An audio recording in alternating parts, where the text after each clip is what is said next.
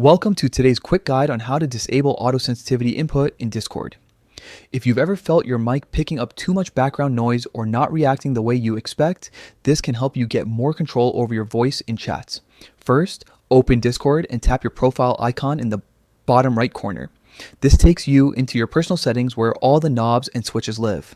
From there, you'll see a menu on the left side with several sections. Next, select Settings. You're looking for the voice section, so scroll down until you find it and tap on it.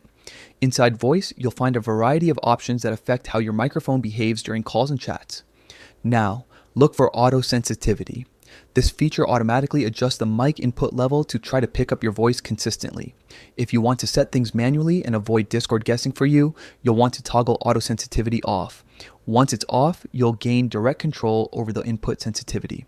With auto sensitivity disabled, you can fine-tune the input level to fit your microphone and environment. Speak at your normal talking volume and watch the input meter or test a quick voice call to see how the level responds.